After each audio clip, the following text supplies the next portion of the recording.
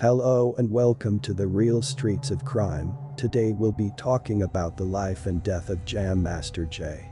Jason William Mizell, January 21, 1965, October 30, 2002, better known by his stage name Jam Master Jay, was an American musician and DJ. He was the DJ of the influential hip-hop group Run DMC. During the 1980s, Run DMC became one of the biggest hip-hop groups and are credited with breaking hip-hop into mainstream music. Jason Mizell was born in Brooklyn, New York City. The son of Jesse Mizell and Connie Thompson Mizell, later Connie Mizell Perry, whose other children are Marvin L. Thompson and Benita Jones. At age 3, Jason began playing trumpet. He learned to play bass, guitar, and drums.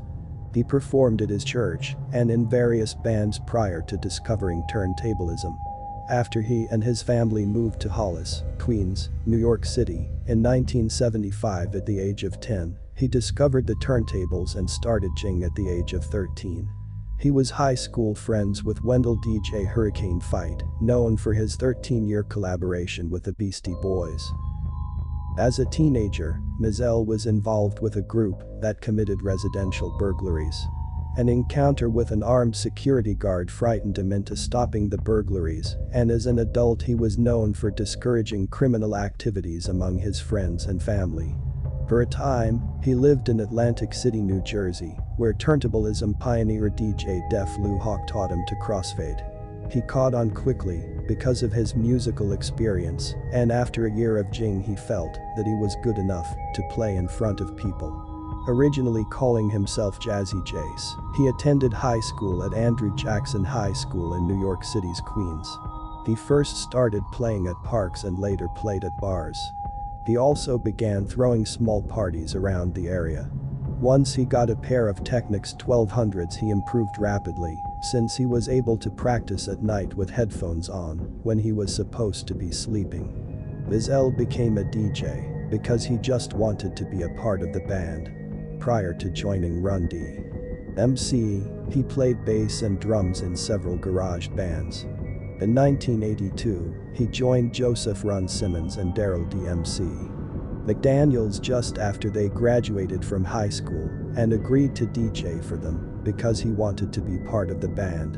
On Run DMC's album Raising Hell, Mizell played keyboards, bass, and live drums in addition to his turntable work.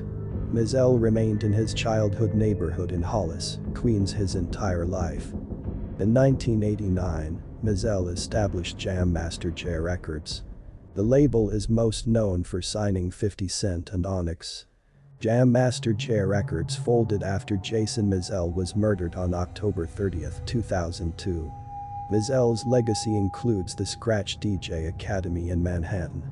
Founded in 2002, the year of his death, the academy was created to provide unparalleled education and access to the art form of the DJ and producer. Jam Master Jay was related to the Mizell brothers, a popular production team for Gary Bartz, Johnny Hammond Smith, and others. On consecutive Christmas holidays, Mizell survived a car accident and a gunshot wound to the leg, respectively.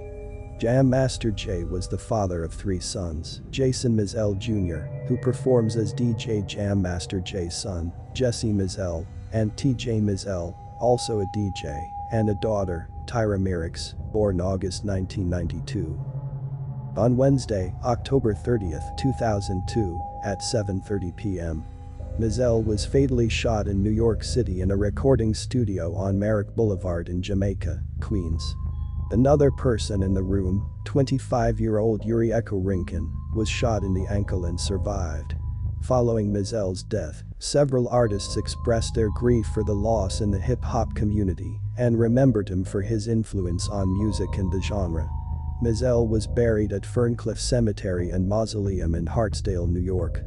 In 2003, Kenneth McGriff, a convicted drug dealer and longtime friend of Murder Incorporated founders Irving Irv Gotti Lorenzo and his older brother Christopher, were investigated for targeting Mizell because the DJ defied an industry blacklist of rapper 50 Cent that was imposed because of ghetto queering, a song 50 Cent wrote about McGriff's drug history. When you hear talk of the South Side, you hear talk of the team. See Jiggas feared Prince and respected Preem. For all you slow mothercuffers, I'ma break it down iller. See, Preem was a businessman and Prince was the killer. Remember, he used to push the bulletproof BM, This year get you seasick, I sat back and peeped shit. The roll with Easy Rider and they ain't get blunted. Had the whole projects working for 50 on 500. As a youth, all I ever did was sell crack. I used to idolize Cat. Hurt me in my heart to hear the Jigga snitched on Pat, how he go out like that. Rumors in the hood was. Dust was snitching. I ain't believe that, pa, he helped me cop my first GSXR. Had the 400, the Z, the 5 and the 3. He used to drive his truck through the hood dragging jet skis. From Gerald Wallace to Baby Wise, don't be surprised of how freely I thought of names of games who dealt with pies. Like LAN Wise, L got shot in the neck, then told us connect. Them Jiggas who shot him got him for 10 bricks. Huckin' Dominicans turned around and gave him more bricks. That first verse is just a dose of the shit that I'm on. Consider this the first chapter in the ghetto's Quran. I know a lot of Jiggas that don't like Remy and Joe. And Prince and Righteous from Hillside with the mole on his nose. Throughout my struggles through the hood, I started learning. Life's a bitch with a pretty face, but she burnin'. Man, I'ma get cheese like Chaz, then run through whips like cedar. Gamble all the time like country curly head Prince and Tot Ah. Popo under pressure too, they know what they facing. Though against crews like Bebo and killers like Pappy Mason. A lot of Jiggas I know, been corrupted since birth. Enticed to rob nuns for fun, for everything they worth. I know some cats that hail at old complexes like Cooley Wall. Together Jiggas stand and divided they fall. Around here, shook Jiggas they keep it in motion. Hum around here with your Raleigh you can get robbed like ocean. Lord knows, Tommy had loved and sold. Helicopters, Rolls Royces with Louis Vuitton interior. Might sound like I'm fantasizing, but son I'm dead serious. Montana was no dummy, brought them east to watch the money. Had money out the ass, he politic like the Asian. Feds couldn't catch him dirty, so settled for tax evasion. Yo, rest in peace to Rich and Ron, money what they was about yo. The twins was some queens but got crazy cream with Alpo. Throughout my time I heard tales of Jaime, Frenchie, Jamaican Powley, Ducky, Pally, Rodney bumpin' chick, shit. A lot of Jiggas flow the way I flow. But ain't been in the game all their life so don't know who I know. Written rhymes is the best way I express how I feel. If I ain't rich by 26, I'll be dead or in jail. Coming up I heard sippin' too much booz'll leave you confused. And if you watch the news you see players in this game that lose. I'm for Jet and Lefty and Jazz, Pretty Tony and Lance. Ed Lou, Mel Son, Troy and E-Money Bags. And a conversation over shrimp and lobster. And Benny Heiners heard Chico stop boxing and started robbing diners. Shout out to Clanvis and Clutch, Bob Dree, Black Will. If the flow don't kill you the Mac will. In December 2003, Playboy magazine published an article by investigative journalist Frank Owen, The Last Days of Jam Master Jay, which traced the murder to a drug deal gone bad. 6 Owen said he uncovered evidence Mizell, not normally involved in crime as an adult, had turned to cocaine distribution to pay mounting bills. Mizell owed substantial debts to the Internal Revenue Service, among others, after his music career stalled in the late 1990s. According to Owen, several sources indicated Mizell traveled to Washington, D.C. on July 31, 2002 to obtain 10 kilograms of cocaine valued at about $250,000 from a trafficker known as Uncle. Mizell reportedly agreed to pay for the drugs in about a week. However, Mizell failed to repay Uncle, who allegedly arranged to have Mizell murdered.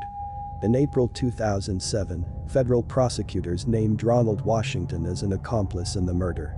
Washington also is a suspect in the 1995 murder of Randy Stretch Walker, a former close associate of rapper Tupac Shakur, who was also murdered. According to court papers filed by the prosecution, Washington pointed his gun at those present in the studio, ordered them to get on the ground, and provided cover for his associate to shoot and kill Jason Mizell. However, he was never convicted. In 2018, Netflix released a documentary analyzing the circumstances of his murder remastered, Who Killed Jam Master Jay. The third episode of Netflix's remastered music documentary series interviews several of Mizell's friends, family members and acquaintances who share stories they have heard regarding suspects in his murder. The documentary does not come to a conclusion regarding who the murderers are. Also in 2018, Former prosecutor Marcia Clark featured Jam Master Jay's murder in an episode of her series Marcia Clark Investigates the First 48 on A&E, where she examined several scenarios and suspects for the murder. She spoke to former Run DMC road manager Darren Big D Jordan, who denied allegations of involvement made against him by Ronald Washington. Clark further interviewed Owen, who stood by his 2003 article as largely accurate and stated he did not know who shot Mizelle, but believed the murder was facilitated by Mizelle's close friend Ronald Washington. In 2020, Ronald Washington and Carl Jordan Jr. were indicted for Mizelle's murder. The indictment alleges that Mizelle had recently acquired 10 kilograms of cocaine from a distributor based in Maryland. Mizelle, Washington, and Jordan had an agreement to sell the cocaine on consignment, but Mizelle cut the two men out after a dispute. Washington had been considered a suspect very early in the investigation, and Jordan had been charged in August 2003 with attempted murder after shooting Mizelle's nephew, Rodney Jones, in the leg. Washington and Jordan Jr. have pleaded not guilty. In November 2021, it was announced that federal prosecutors will not seek the death penalty if they are convicted, and prosecutors will instead seek life imprisonment without the possibility of parole. Thanks for joining me today. For more stories from the real streets of crime, please don't forget to like, comment, share and subscribe.